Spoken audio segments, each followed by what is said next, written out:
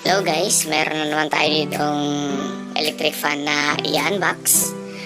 Bali isang solar na electric fan. At the same time, pwedeng i-charge sa kuryente. So ito pala yung charger niya. At ito yung body. Ayan yung speaker. Nakikita dyan yung mga buttons. Ito yung pinakaulo niya. So ito siguro yung stand, tapos ito yung takip sa LC, may kasama ng LC. Tapos ito naman yung panel na may kasamang wire, mga 5 meters. So ito naman yung manual, makikita paano mag-assemble at saka mag-operate. Ito yung remote ng electric fan. So ito na, kinabit na natin yung stand. Yan, yung tubo hinugot ko para humaba. Ayan na siya guys. Na-assemble na natin.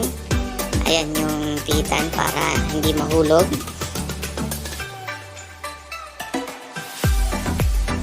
Pagkabit na lang ng LC. Ayan. So, kinabit na natin guys yung cover ng LC at yung LC. Ayan, maganda siya. So, ito yung sa may speaker na banda. Yung ilaw guys, yan na indicator ng lakas ng hangin at saka yung power ng electric fan. By the way guys, ito yung pihitan kung yumuyo ko yung electric fan natin. Ayan, ginagamitan na po natin ng remote para pumili ng tamang hangin.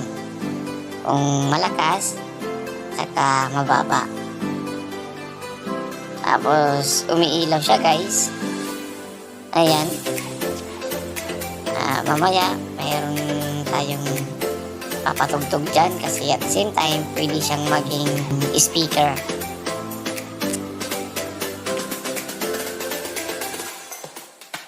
So ayan na guys, tinitesting na po natin.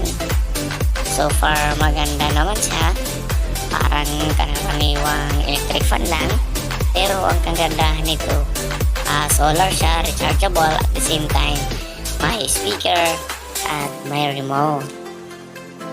Sa mga interested, pwede kayong mag-PM sa akin at kayo na ang bahala sa shipping fee.